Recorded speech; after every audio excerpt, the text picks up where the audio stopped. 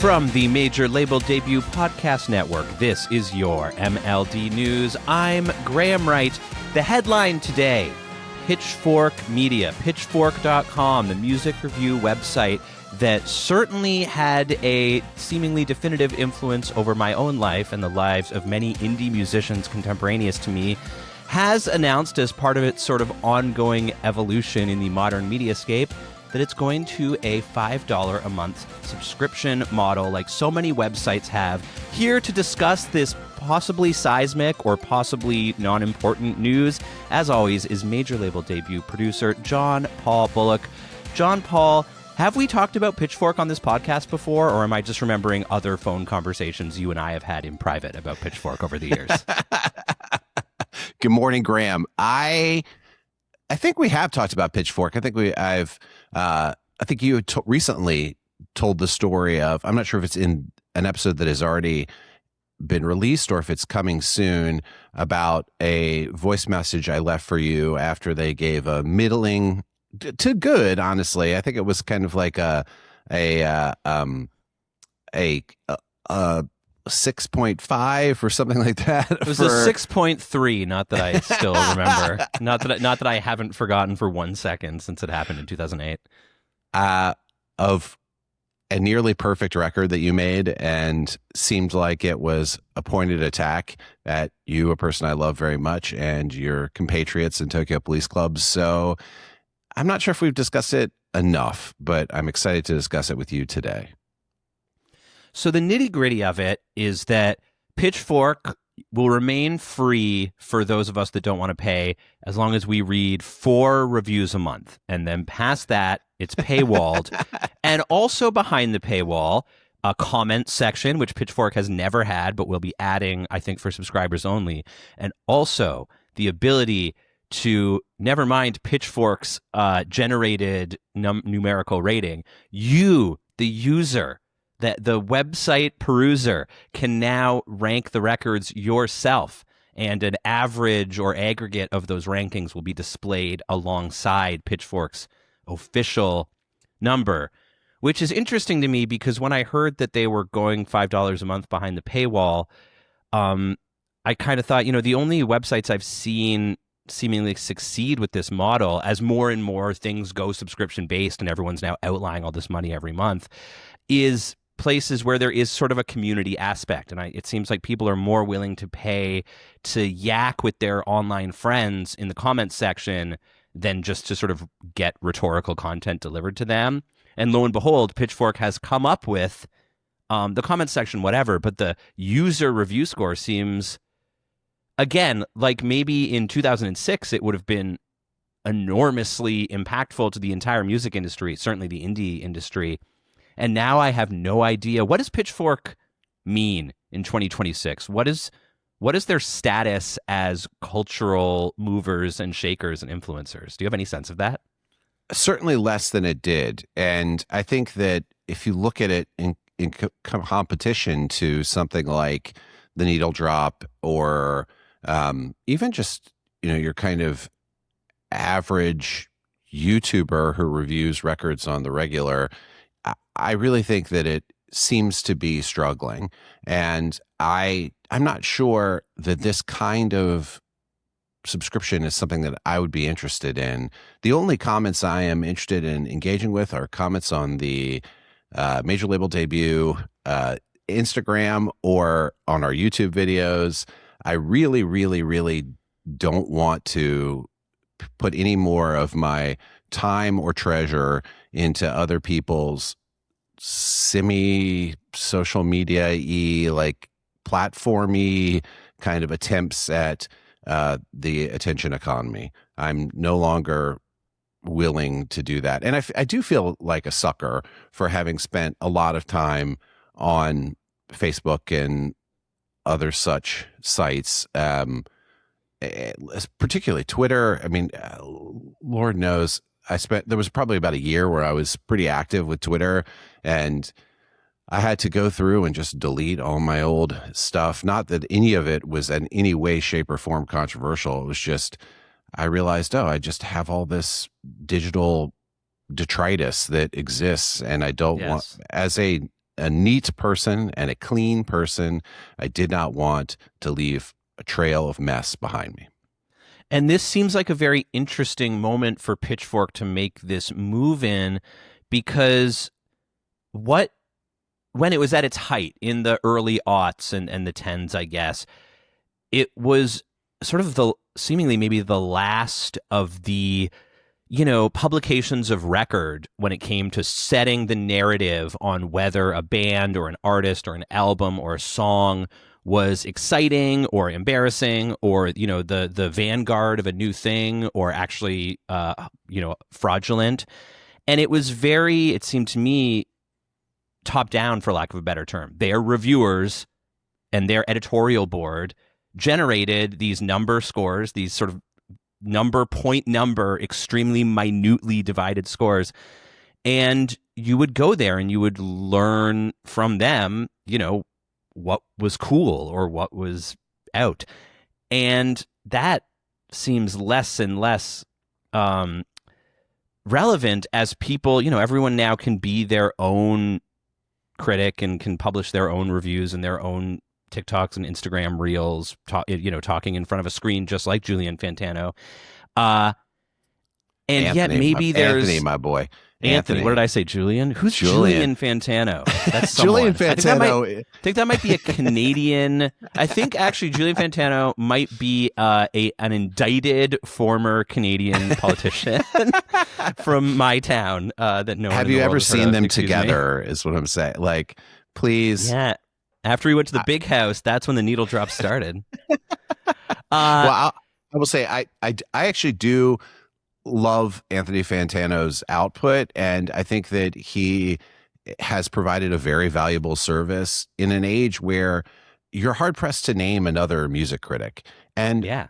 I really do think, in this sort of general move against authority and people who have expertise, that this is a weird step back. It feels like I don't really want to encounter other people's opinions about these records. I'd rather listen to someone who I trust or disagree with and get their take, because I know that they have dedicated their life to this, as opposed to just like anonymous internet garbage, which I feel like we've got too much of already.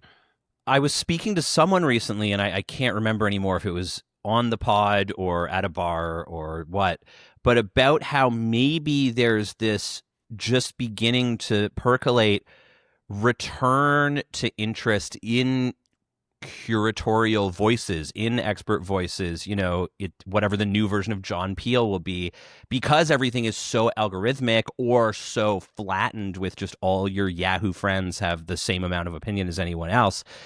And it also strikes me as a strange thing for Pitchfork to be adding this user commentary just in a moment when people might be getting sick of non-expert voices in a space that actually, in its absence, I think people maybe are starting to realize there was value to having experts, even if, an expert record reviewer at the end of the day is just someone whose opinion is like slightly more honed and more expertly expressed. But that maybe does have more value than certainly I, in 2012, when I was sour grapes complaining about Pitchfork and everybody else, maybe gave it credence for.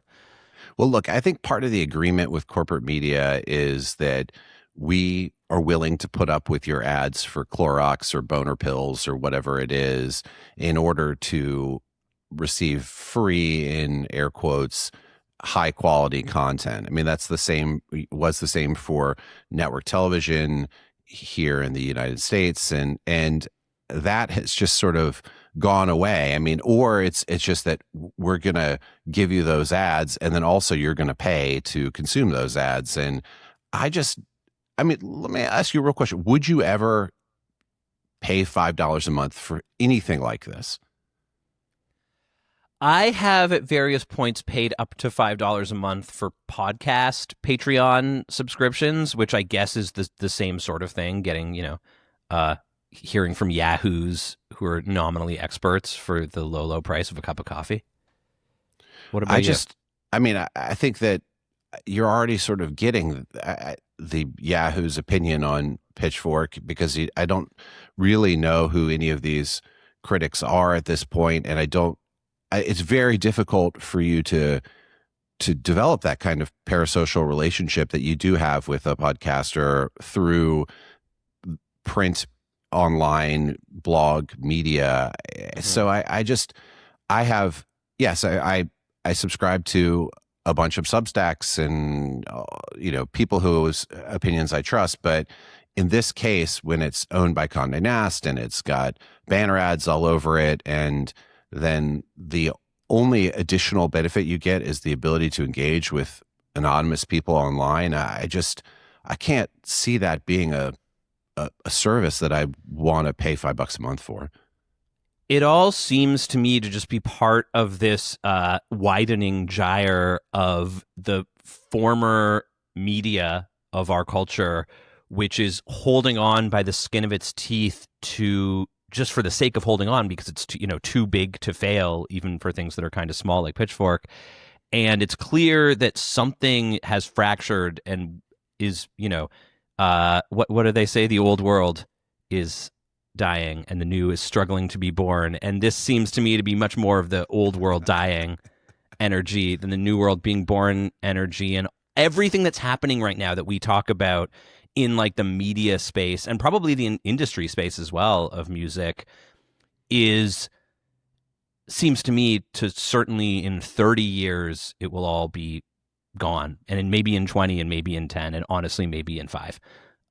So right now, every little tiny move these people are doing to try and bump their profitability to stay relevant for another 6 months or till the next quarterly shareholders call almost seems like truly rearranging deck chairs on the Titanic. I think you're 100% correct. And I also think that in terms of the larger kind of rent-seeking extraction economy, the rent is too damn high. I have too many subscriptions already, and I'm not getting the value out of those things that I wish I was, or that they sort of like market to you. And I am glad that Pitchfork exists. I have gotten a lot of joy and a lot of frustration, but I've gotten a lot out of Pitchfork in the past, and I find myself getting less and less every time I go to the site. And considering the other blogs that still exist from that period of time and how great they are, like Brooklyn Vegan still is great. Stereo Gum still is very good. Like they are paced even, some of these things that are more of that 2005 internet experience, I just still see more value in that. And I don't see a lot of value in spending my precious time and precious treasure on this type of relationship with a corporation. One thing is for certain, if I could beam this news and sort of the last 3 to 5 years of Pitchfork.com business struggles back in time to myself in the year 2008, fretting, losing sleep over our Pitchfork score, I think that I would have found it reassuring to know that it was not a permanent colossus that would stand forevermore as the sole record of the value of your art. Well, maybe you're going to go on Pitchfork in 2 months and see that the score for Champ, the audience score, is 10 out of 10, best new music, and that wow. I hadn't considered this. The possibilities for okay. I'm now calling upon all major label debut listeners to buy 1 month of subscription to Pitchfork and rate those TPC albums 10, 10, 10. And then vengeance will be yours. That's right. We'll be back, baby. Okay. Wow. We really got somewhere with this. I mean, look, at the end of the day, I still think that Pitchfork is useful for music discovery in the way that 10 other sites are. And I have been struggling to avoid the algorithmic, slop trough of whatever is being most effectively marketed to these internet companies as another, frozen turkey that's tossed down the chute towards me to grab and crawl back into the corner and eat by my lonesome. So in order to sort of rise above this, I think we have a not so novel approach, but something that I think is very important that we announce in these trying times, that we'd like to bring people together in a kind of a different way. We're not asking for any money. We're only asking for people to support artists that are putting out work that we are curious about. And so, without further ado, Graham, do you have an announcement you'd like to make? Yes, we are delighted and excited to be kicking off the Major Label Debut Record Club. It's like a book club, but for records. This is a big deal for me because part of the fabric of my relationship with John Paul Bullock for years and years has been that John Paul is a tireless discoverer and listener to of new and old music, and a indefatigable recommender of it, even in the face of me constantly saying, no, I haven't got around to listening to that yet. For going on 2 full decades now, I'll get around to itting you on your music recommendations. And I, on the other hand, have really fallen off as a consumer of new music. I was thinking about yesterday how my career making music and inside the music business, about which I gripe and pontificate so much on this show, really at some point took a lot of the easy, simple fun and reward out of listening to music, because I started to only hear it through like a competitive framework or a jealousy framework or a that's not all that framework. And that's just a really ugly thing to feel when you're, engaging with art that is ostensibly, that's the thing that has defined my life more than any other. And I really want to now, in my retirement, in my dotage, get back to Why do you keep loving going to this music and retirement? discovering music. You're not retired. You can never retire. That is not how this works, bud. That's fucking You are true. trapped in this in the same way that I'm trapped in writing TV shows. You are trapped in making records forever. There is no escape. Well, I'll tell you this: no one's paying me for them, which is a slight change. But I'm going to discover some new music, and the way we're going to do it is the John Paul and myself and Josh Hook, not present but always present in our hearts, are going to pick a record every month, and then on one of the news episodes, we're going to talk about the record. We haven't defined exactly how if we're going to go song by song or how we're going to do it, but if you've ever been in a book club, you know that it's just sort of a yak about something you've spent time with and developed feelings for, and one way or the other. And I'm really excited to be doing it. And it's also something that I think we'll really enjoy ourselves. And any listeners who want to go down the road with us are welcome to join. But it feels less, I don't need to see numbers to make myself feel good about this project. I'm just excited about it. And that really feels nice, speaking of business. So... Well, I was going to cue you to tell the people what the first record is, but feel free to add your 2 cents first. I was going to say part of the inspiration for this was a post I read on future major label debut guest Michael Eads' uni blog. He's still blogging, still making the world a better place every time he gets online. And I think that having this kind of conversation between the two of us will be interesting because, we talk about music every day, all day long, but having to kind of make decisions in this kind of public way will be interesting to see where our tastes are at in this moment. And also, I do want to encourage people to buy records and to try to allocate emotion towards these things. And so the first album that we've chosen, and there will be links in all the bios of everything and notes of this, is the brand new Dry Cleaning album, Secret Love. It's on 4AD. It was produced by Cate Le Bon. And Dry Cleaning is a band that both Graham and I have seen live before. I have all their other records, and I am very excited. I've heard the singles, but I have not listened to the whole album. I can't wait to do a deep dive on something that is of this moment, very, relevant to everyone's lives, and to kind of discuss the not only this piece of work, or pieces of work, but the the scene that it takes place in, the sort of general movement of I don't know if you would call it pop music because it's on an indie label, but I mean, it is. I'm assuming that it has elements of pop songwriting, and I want to move forward into this new year with joyful curiosity and have this kind of relationship with music with you in a public way, and I'm really excited about it. So am I, and thank you for suggesting it, and of course thanks to Michael for sort of giving us the idea more broadly. And I'm really looking forward to spending like a lot of time with the record. And you know, sometimes you're preparing for interviews for this show, and it's sort of over a 3-day span, I'm cramming and I'm listening to the record a lot, and it's a very intense and interesting experience. But I think listening to a record over a month is a more natural mode of listening. And part of this for me is to try and get back into just that mode of experiencing music where it's part of my life rather than like to a purpose, you know? This is to a purpose. I'm going to try and forget about it.